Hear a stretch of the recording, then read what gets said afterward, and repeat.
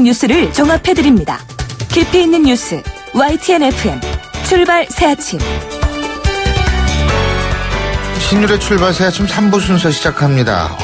오늘 아침 상당히 추워졌죠. 어제 야외에 나가셨던 분들도 느끼셨을 테지만 바람도 엄청나게 불었고 체감온도도 어제부터 상당히 낮았습니다. 오늘 아침 기온 상당히 낮습니다. 이제 벌써 가을이 다 간 것 아닌가 하는 아쉬움이 남는 오늘 아침인데요. 자, 이제 이 가을은 1년 후에나 다시 만날 수 있을 것 같습니다. 짧기 때문에 더 아쉬운 것인지 모르겠습니다만 좋은 건 왜 이리 빨리 지나가는 건지 정말 모르겠습니다. 자, 이제 겨울 채비를 해야 할 것 같은 10월 마지막 주 신율의 출발 새아침 3부 순서, 먼저 광고부터 듣겠습니다.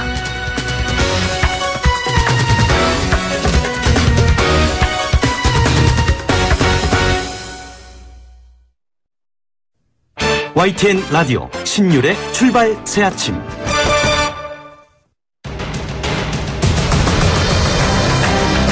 매주 월요일 아침 정치권의 복잡한 이슈를 말끔히 정리해드립니다. 출발당 최고위원회의.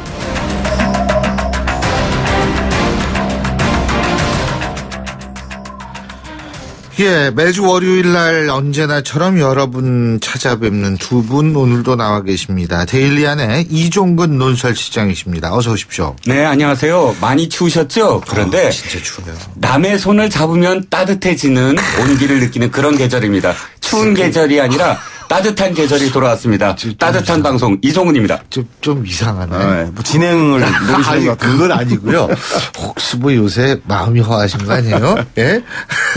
자, 드문정치연구소 서양호 소장님이십니다. 안녕하십니까? 네, 새 아침인데 새 겨울이 떠올랐습니다. 예. 모처럼 한 주 잘 보내시기 바랍니다. 서양호입니다. 예, 이게 사실 이게 또 우리 이종근 실장님이 딱 보면은 이 남자가 나이가 들수록 가을을 안 타요. 예. 근데 아직 가을을 타시는 것 같아요. 아직 젊으신 것 이제 같아요. 겨울입니다. 진짜로. 이게 나이가 들수록 봄을 탄다 그러더라고요. 네, 가을을 타는 게 아니라. 저도 아직 가을을 탑니다.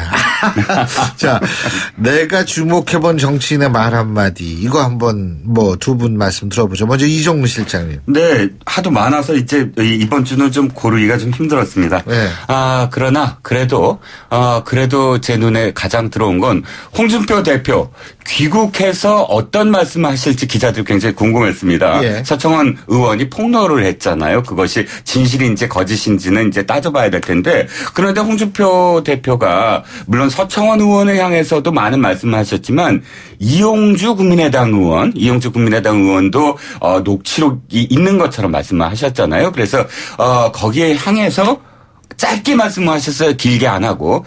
거짓 폭로를 하면 천벌을 받을 것이다. 아주 짧게 이렇게 얘기를 했습니다. 왜 짧다고 계속 강조를 하냐면 홍준표 대표 아마 전선을 양갈래로 하시기는 좀 부담스러우셨던 것 같아요. 서청원 의원을 향해서 일단 일전불사를 이제 이 결의를 하셨는데, 그럼에도 불구하고 앞으로 주목돼야 될 건 이용주 의원이 갖고 있다는, 혹은 내놔야 될 당이 갖고 있다는 녹취록입니다. 왜? 항소심에서 사실 홍준표 대표가 무죄를 받았잖아요. 그런데 이용주 의원이 갖고 있다는 것은 항소심에서 윤모 씨가 증언을 바꿔달라라는 내용입니다. 그러니까 항소심은 결정적으로 무죄를 받았기 때문에 그 내용이 서청원 의원은 아마 4월 달 1심 재판 전에 이야기를 했다는 것이고, 그래서 앞으로 귀추가 주목되는 건 이용주 의원의 녹취록이다. 만약 있다면.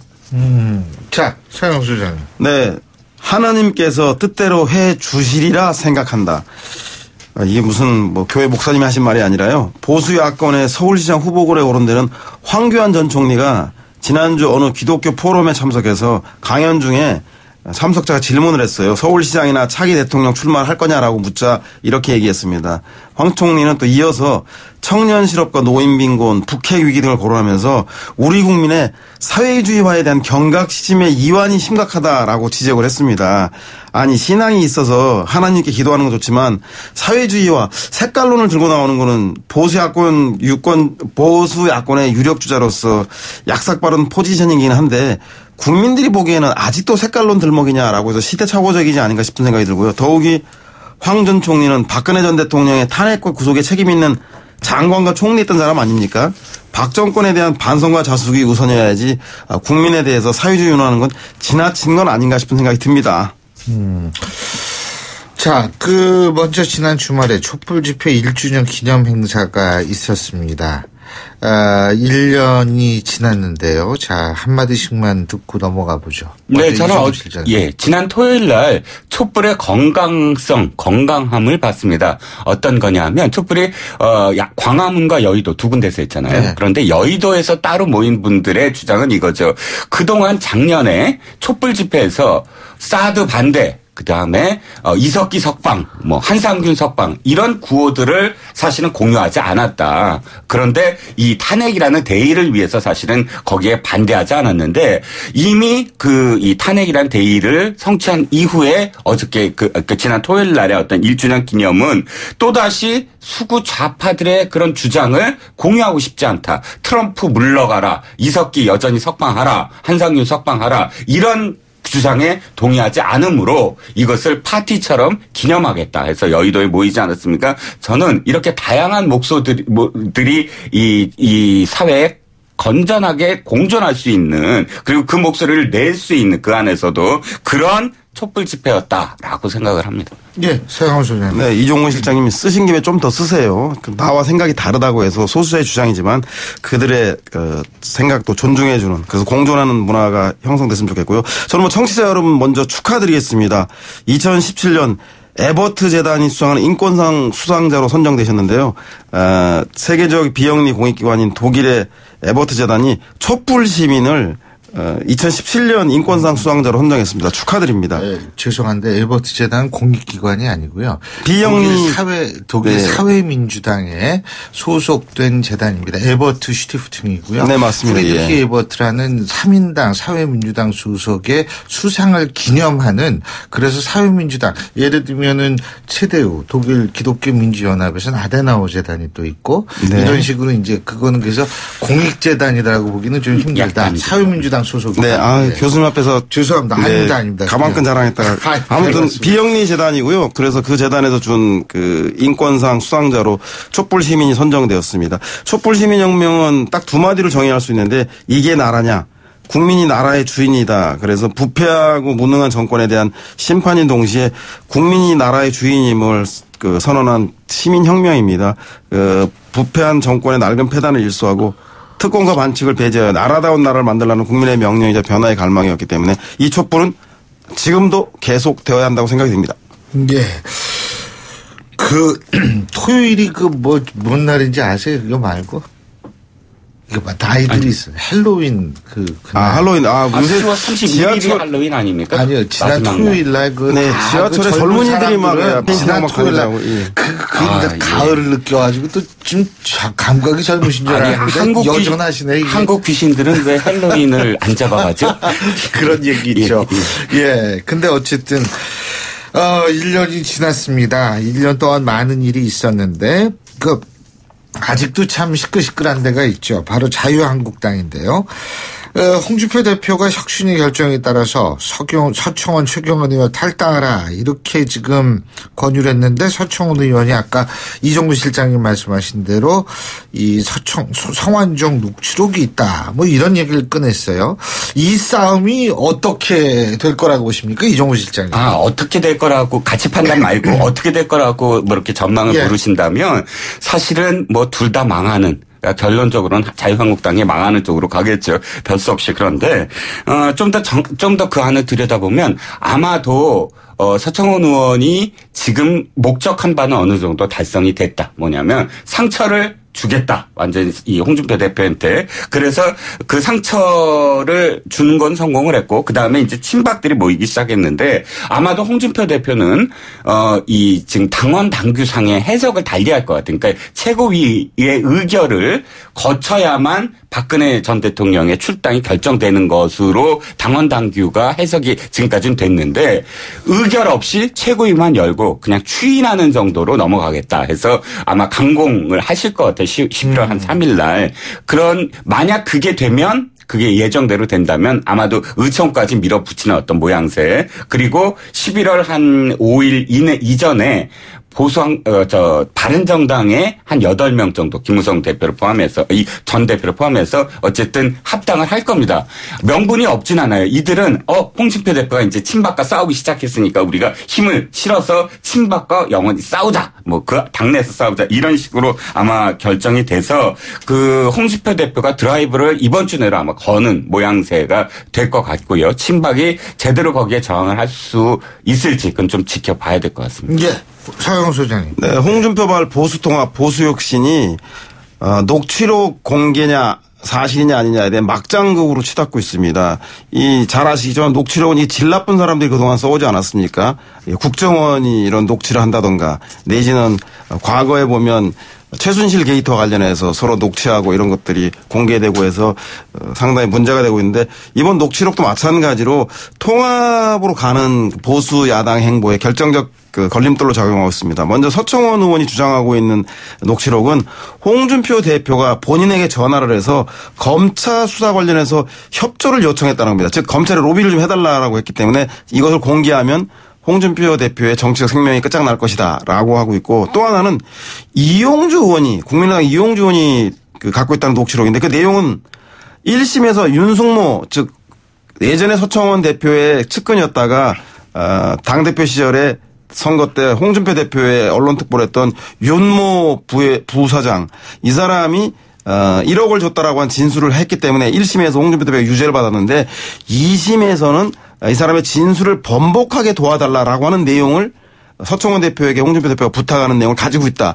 이게 이제 이용주 의원의 얘기인데 이 두 가지 얘기가 정말로 사실이라고 한다면 지금 현재 홍준표 대표의 성완종 정치자금 수수 여부가 대법 확정 판결을 앞두고 있기 때문에 대법에 상당히 중요한 영향을 줘서 홍준표 대표의 정치적인 거취와도 상당히 밀접하게 관련이 있다는 생각이 들고요. 어찌됐든 이 문제가 마무리되어서 박근혜 전 대통령과 서청원 최경환 전 의원의 출당이 되지 않는다라면 지금 현재 바른정당에서 자유한국당으로 통합을 위해서 오려고 하는 김무성 의원을 비롯해서 한 6, 7분의 의원들이 현재 그 결행을 하고 있지 못하다는 사실입니다. 따라서 홍준표의 녹취록은 홍준표 대표의 정치적 생명뿐만 아니라 보수 통합에서도 중요한 갈림길로 작용하고 있다고 생각이 듭니다. 이게 통합한다고 그러는데 되게 분열로 나가고 있는 것 같아가지고 이게. 자, 국감 얘기도 좀 해봐야겠죠. 자유한국당이 방송통신위원회에 이 박문진 우리 청취자 여러분 잘 아시겠지만 박문진은 바로 MBC의 대주주다 이렇게 이런 표현을 하는 게 맞겠죠. 네. 근데 박문진 보궐이사 선임에 반발해서 보이콧을 지금 선언한 상황인데 어떻게 보십니까? 이종구 실장님, 이 부분은.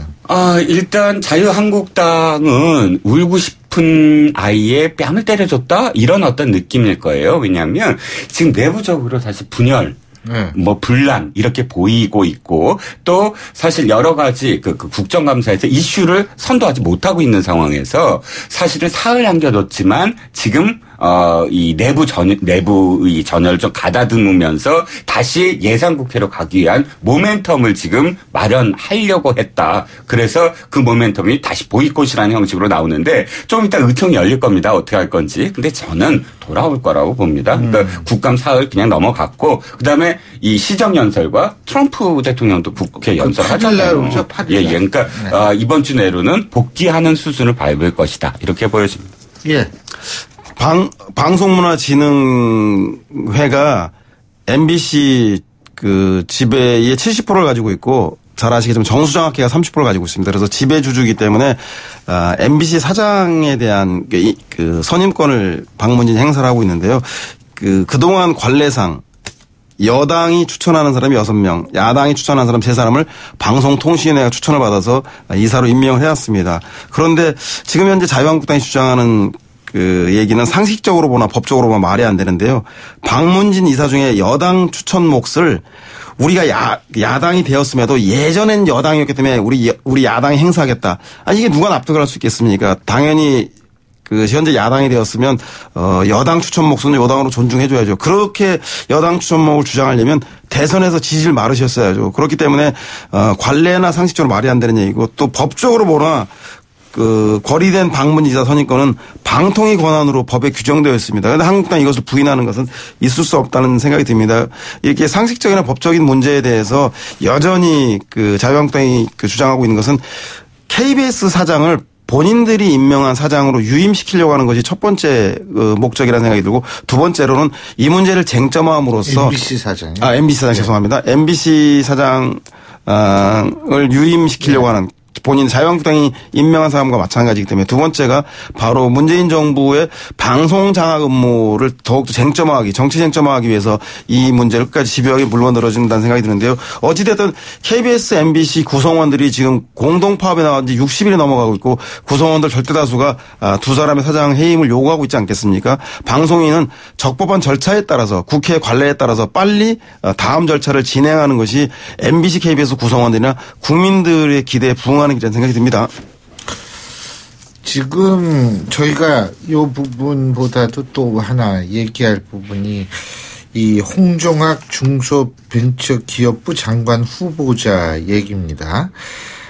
지금 물론 청문회 전이지만 지금 언론에서 연일 지금 나오는 것이 이 증여 관련 논란인데 외할머니죠. 외할머니가 증여를 이 홍종학 후보자의 딸 이때 증여할 당시에는 초등학생이었었죠.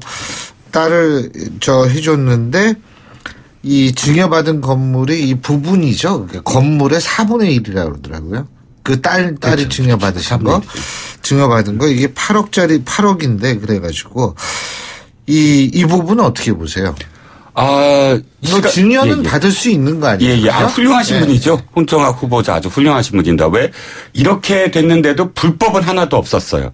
다 편법입니다. 그러니까 지금까지 홍종학 후보자 어떤 인생을 살아오셨는지 좀 반추해 보시면 부의 대물림은 절대 있어서는 안 된다라고 강하게 말씀하시면서 더군다나 재벌과 관련해서 공격을 할 때 그 내용 중에 가장 큰 건 뭐냐면 세습이라는 거죠. 부의 어떤 세습 단계. 그러니까 재벌이 가장 큰 문제는 외국의 어떤 콘센이든 뭐든 그것과 비교했을 때 외국과 비교했을 때 세습한 것, 이 자식한테 세습하고 자식한테 물려주고 하는 것을 가장 크게 비난하셨던 분이에요. 그런데 초등학생 딸에게 장모가 물려주는 그런 재산 눈을 감으셨어요. 결코 불법을 저지르지 않으셨습니다. 더군다나 거기에 세금을 내야 되는데 2억 2천만 원 초등학생이 어떻게 세금을 냅니까? 그러니까 모친한테 차용을 해서 임대 수익으로 갚는 방법. 이것도 대단히 참 훌륭한 방법이죠. 그러니까 결코 불법은 아닙니다. 이렇게 온갖 불법 아닌 편법을 동원해서 자기 자식한테는 부의 대물림을 눈 감고 남의 부의 대물림은 그렇게 이 남의 들보를 이렇게 크게 보시는 분 훌륭하신 분이죠. 저는 아주 칭찬받아 마땅하다고 생각을 합니다. 네. 사양호 소장. 역설적으로 얘기해 주시는데 전 동감합니다. 두 가지 문제가 있죠. 홍종학 전 의원 후보자. 중소벤처 장관 후보자인데 하나는 명문대 안 나온 사람은 중소기업인으로 소양이 없다라고 하는 학벌주의를 부추기는 저술인데 책 제목이 삼수사수를 해도 그렇죠. 네네. 중소기업이나 운영한다라고 했지 중소기업을 할 자격이 없다고 안 소양이 없다라는 것을 하여튼 애둘러 얘기했는데 본인 스스로가 절제되지 않은 표현이다라고 해서 청문회를 통해서 밝히겠다라고 얘기를 했고 우리는 그럼 아무도 중소기업도 하면 안 돼. 그리고 또 하나는 말씀하신 대로 본인과 딸의 고액 증여에 대한 논란인데 부동산 증여를 통해서 본인 재산이 49억씩이나 늘어났습니다. 그래서 이 문제에 대해서는 장모님 건강이 악화되어서 재산 정리를 할 수밖에 없었기 때문이다라고 얘기를 하고 있으나 본인이 부의 대물림에 대해서 비판했던 소신과 배치되기 때문에 법 위반 여부와 무관하게 논란이 되고 있는 것 같습니다. 한 가지 안타까운 것은 이 모든 것들은 청문회를 통해서 소명해야 되는데 박성진 장관 후보자일 때도 27번째 후보자였고 지금 홍종학 후보자인 경우에는 20번째인가 21번째 후보자라고 합니다. 그 얘기는 뭐냐면 이미 청문회가 더 좋은 장관을 발굴하는 곳이 아니라 오히려 장관을 하겠다는 사람을 가로막는 문턱이 되고 있다는 사실입니다. 그래서 볼 때 이 도덕적 검증에 대한 문제 때문에 장관에 나서서 개인적인 망신을 당한 처리를 안 하겠다고 하는 건데 그렇기 때문에 공직에 나가는 사람이 자기 관리도 잘해야 되지만 제도적으로 도덕적인 검증은 비공개한다든가 정책적 검증을 공개한다든가 이렇게 제도 좀 개선할 필요가 있지 않겠냐 싶어서 홍정학 의원이 재벌 개혁을 하고 소장 진보적인 경제학자로서 정책 검증할 수 있는 사안도 많음에도 불구하고 그것은 묻혀버린 그런 감이 있어서 청문회를 통해서 이런 개인적인 비리에 개인적인 이런 자질에 대한 문제와 그리고 정책 역량들이 충분히 검증될 수 있기를 기대해 보겠습니다. 소장님의 그런 깨달음이 왜 이명박 정부와 박근혜 정부 때 그 민주당의 이 청문회 때 그때는 왜 안 깨닫고 지금 깨달으시는지 참 모르겠어요. 그때 비난했던 도덕성을 비난했던 그 부분들을 지금도 생각하신다면 사실은 앞으로의 5년 후 만약 이분들을 계속 이런 식으로 인사를 받아들인다면 앞으로 5년 후가 또 궁금해지거든요. 그럼 깨닫지 못하면 9년 동안 야당하는 겁니다. 그래서 민주당도 10년 가까이 야당하지 않았겠습니까? 저는 그래서 니네도 그랬기 때문에 우리도 그래야 한다는 건 아니고요. 대통령 중심제에서 인사권은 저는 존중돼야 한다고 생각이 들고요. 국회에는 법이 정한 대로 청문회를 통해서 청문회를 해서 청문 보고서를 채택해서 주면 대통령이 이것에 대해서 채택할 것인가 말 것인가를 고민해야 된다 생각이 듭니다. 즉 대통령 인사에 대한 실패의 책임은 오롯이 대통령 스스로가 지는 것이지 그것이 국회가 왈가왈부할 수 있는 것은 그 권한을 넘어선 대통령제 자체를 부인하는 게 아닌가 싶어서. 그러면 청문회는 왜요? 청문회는 말씀드린 대로 청문회에서의 장관의 자질과 역량을 검증해서 보고서를 채택해서 대통령 인사에 그것을 반영해달라고 하는 것이지 그 자체가 강제적 규정이 있는 것은 아니고 그것을 수용하지 않았을 경우에 국민들로부터 여론적인 비판을 받는 그런 것이 현재 대통령 중심제 인사권 아니겠습니까? 이종구 실장님이 하실 말씀이 있는데 다음 주에 하세요. 네네. 감사합니다. 예. 오늘 두 분 말씀 시간관계에서 여기까지 듣겠습니다. 고맙습니다. 네, 감사합니다. 예. 지금까지 데일리하는 이종근 논설실장, 두문정치전략연구소 소양호 소장 두 분과 함께 했고요. 신율의 출발 새 아침 3부 순서 여기서 줄입니다. 잠시 뒤 4부에서 뵙겠습니다. 날카로운 분석, 내일을 보는 시선, 신율의 출발 새 아침. 신율의 출발 새 아침 4부 순서 먼저 광고부터 듣겠습니다. 예, 아주 갑자기 추워진 월요일 아침입니다. 8시 37분 28초 지나고 있는데요. 자, 이렇게 추운 날 아침 과연 교통 상황 어떤지 알아볼까요? 박화영 캐스터. 네, 신율의 출발새 아침 교통정보입니다. 아주 갑자기 추워져서 그런지 고장차 소식이 많이 들립니다. 올림픽대로 동작대교와 반포대교 사이 2차로에 고장차가 있고요. 강북지역에서는 동서문로 한성대에 가는 길 4차로에 고장차가 있습니다. 삼양로는 기름역 가는 길 삼양시장 부근의 2차로에 버스가 고장으로 서 있고요. 여의도로 들어가는 길 많이 밀립니다. 여의대방로 여의도 방향으로 보라매역에서 원효대교 남단 쪽으로 시흥 쪽으로는 원효대교 남단에서 대방역 쪽으로 더딥니다. 끝으로 경인로 따라 부평 방향으로는 서울교에서 물레동 사거리, 고척교에서 온수역까지 밀리고요. 반대쪽으로는 구로역에서 신도림, 물레동 사거리에서 서울교 사이로 밀립니다. 신율의 출발새 아침 교통정보였습니다. YTN 라디오 신율의 출발 새 아침.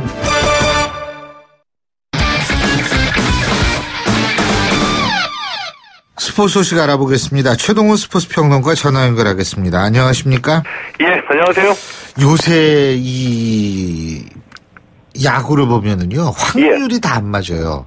그러니까 예를 플레이오프에서도 첫 번째 이긴 팀이 끝까지 나갈 확률이 80% 정도 되는데 사실 그러지 못했죠. 근데 이번에 기아하고 두산의 한국 시리즈 역시 75% 정도 첫 한국 시리즈 첫 승 올린 팀이 이길 확률이 75%라고 그러는데 지금 돌아가는 거 보면 그렇지가 않아요. 3승 1패죠. 지금 기아가 앞서고 있지 않습니까? 기아로 분위기가 확 넘어왔죠. 그렇죠. 예, 이 7전 4선승제인데 기아가 3승 1패를 앞서고 있습니다.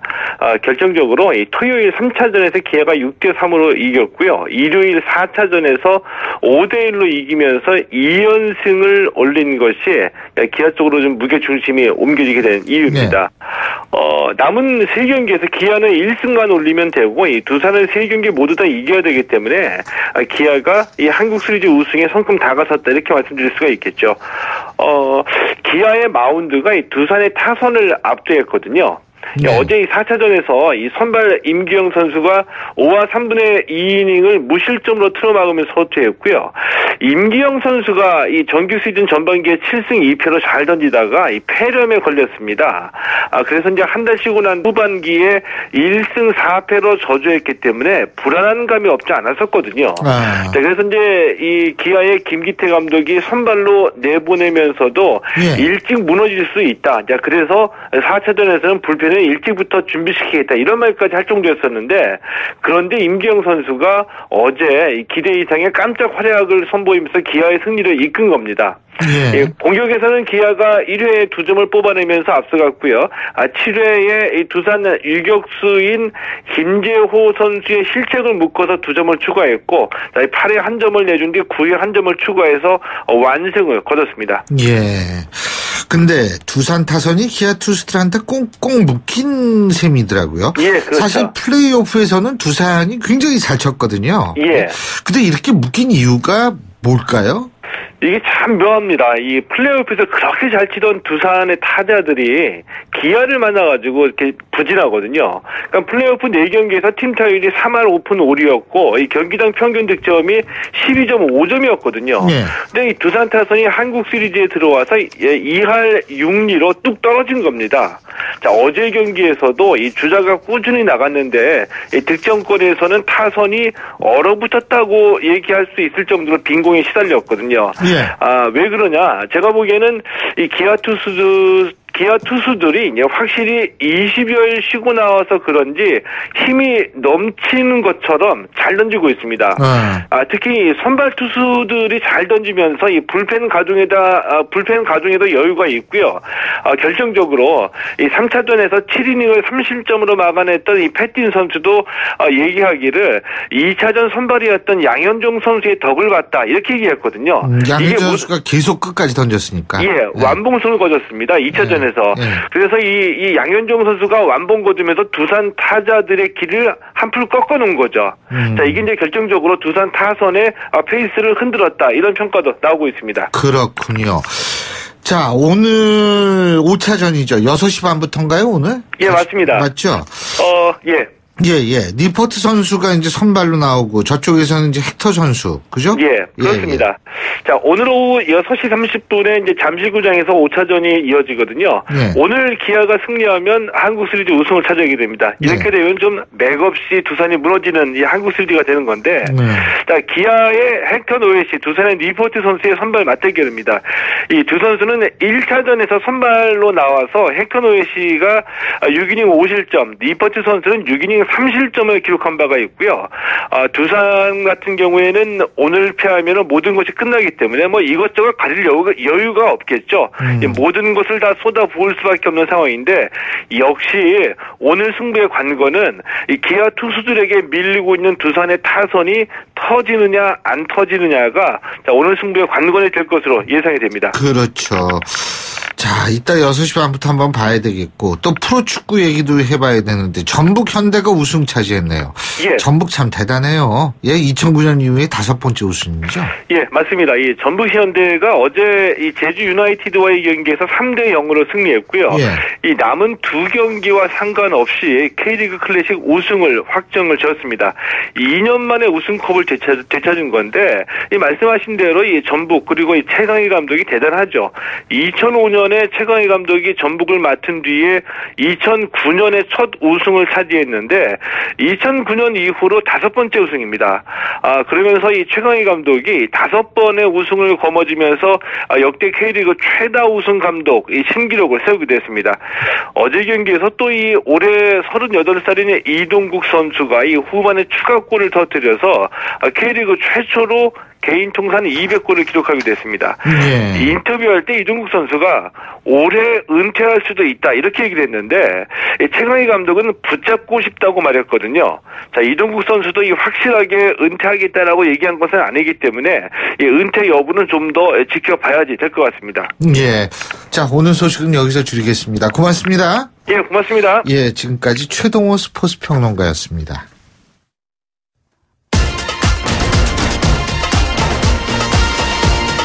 여러분이 지금 듣고 계신 주파수는 FM 94.5MHz입니다. YTN 뉴스 FM.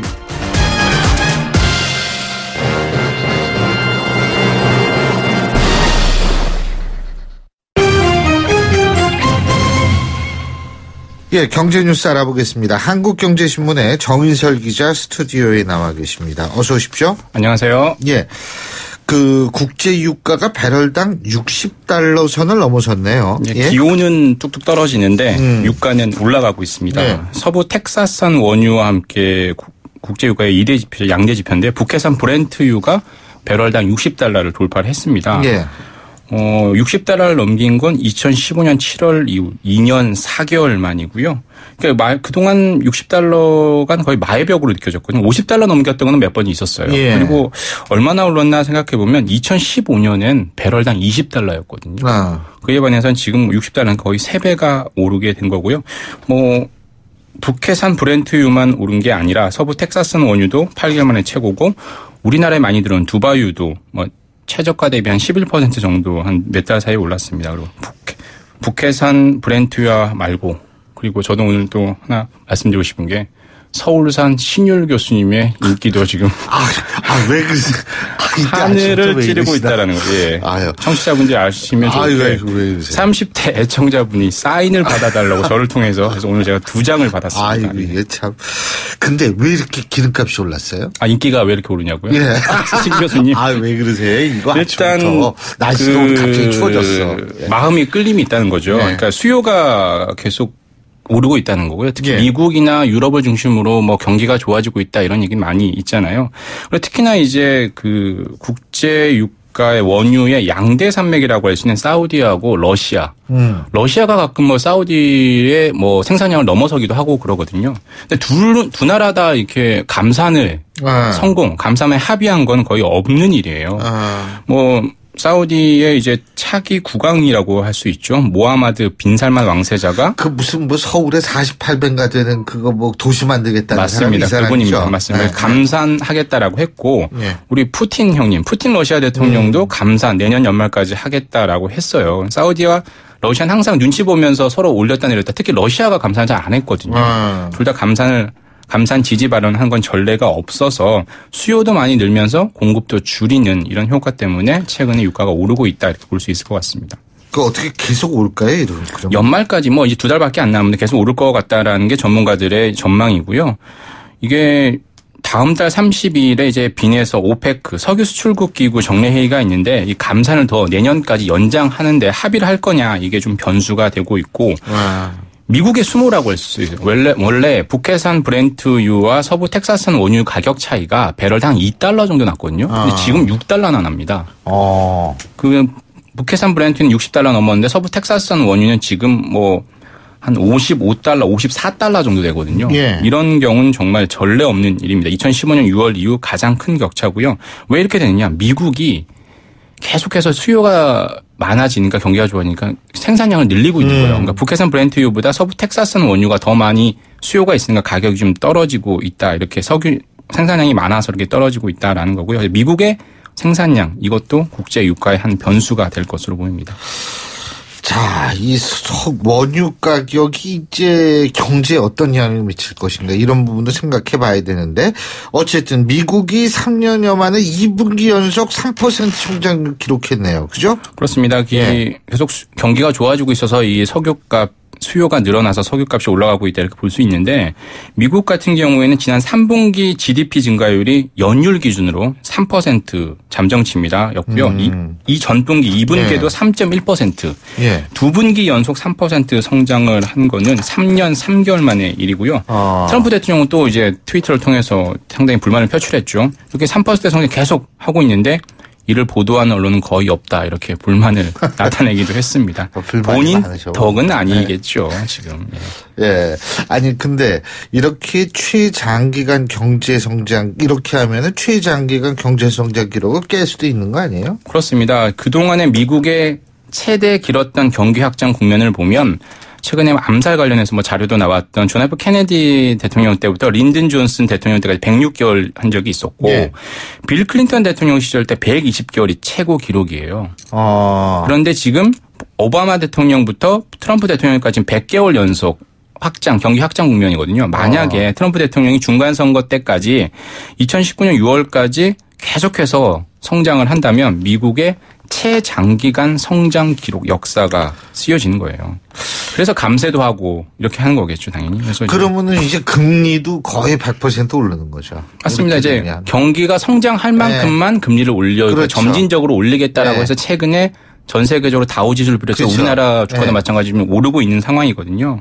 그래서 뭐 감세안이 다음 주 의회에 제출된다라고 하는데 뭐 현재로서는 통과되지 않겠냐 보고 있는데 이게 상당히 경기 앞으로의 성장, 미국 경기 확장에 뭐 주요한 어떤 추동력이 될 수 있을 것 같습니다. 예, 바로 그 금리. 이거 미국의 중앙은행 차기 의장 사실상 내전이 됐다 그러죠. 뭐 4파전이었다가 3파전이었다가 지금은 한 사람으로 굳혀졌다 이런 보도가 나오고 있는데 예. 트럼프 대통령도 이제 구체적으로 염두에 둔 사람이 있다. 모두 감명받을 것이다 이렇게 얘기를 했는데 그 사람이 제롬 파월 현 미 연준 이사 쪽으로 기울었다라고 이런저런 보도가 나오고 있습니다. 그동안 이제 비둘기파다 매파다 했을 때 옐런 의장과 함께 약간 비둘기파로 분류됐던 게 제롬 파월 이사거든요. 예. 그러니까 너무 급진적으로 가진 않고 약간의 어떤 그 온건하게 금리 인상을 상당히 완만하게 끌고 갈 것 같고요. 옐런 의장의 아바타다 이렇게까지 얘기를 하고 있습니다. 그래서 모든 사람들을 좀 만족시킬 수 있는 시장에 좀 약간 예측 가능한 사람으로서 이 파월 의사가 지금 차기 연준 의장 후보로 지명될 가능성이 높고요. 내년 2월부터 만약에 지명이 되면 임기가 시작이 됩니다. 이 파월이라는 성이 좋은가 봐요. 콜린 파월. 그러니까 뭐 그 뭐죠? 그 골프전의 영웅이잖아요. 글쎄요. 이 파월 또 참. 그리고 예. 파월 신. 오늘 넘어갔다. 예. 근데 요새 오징어가 말이에요. 금징어가 됐다 그러더라고요. 맞습니다. 예. 이 한 마리 가격이 예전에 저는 마트에서 살 때 1,000원대 샀던 기억이 나거든요. 네. 2,000원이 채 안 돼서 뭐 할인해서. 근데 지금 평균 소매 가격이 생오징어 한 마리에 4,434원이라고 해요. 그러니까 오징어 한 마리 가격이 이 4,000원을 넘어선 게 2007년 이후 10년여 만이라고 합니다. 예. 1년 전만 하고도 비교해도 64%나 올랐다라고 하고요. 뭐 왜 이렇게 올랐냐? 다 수요 공급으로 대부분 설명이 가능한데요. 어획량이 줄고 중국 어선의 싹쓸이죠. 이유가 뭐냐? 오징어라는 게 원래 6월, 11월까지는 이제 따뜻하니까 그 북한 속에 살다가 이제 6월이 지나서 11월 때 이제 동해안으로 내려오는데 이 동해로 내려오기 전에 중간에 이제 딱 중국이 인터셉트를 한 거죠. 왜냐하면 북한하고 중국 간에 그 협정을 맺었거든요. 해도 된다라고. 예. 그래서 그 부분에서 중국 오징어선이 싹쓸이를 하는 바람에 현재 남한에 오징어 품귀 현상이 있어서 금징어가 됐다라고 하고요. 이렇게 하면 또 우리 또 오징어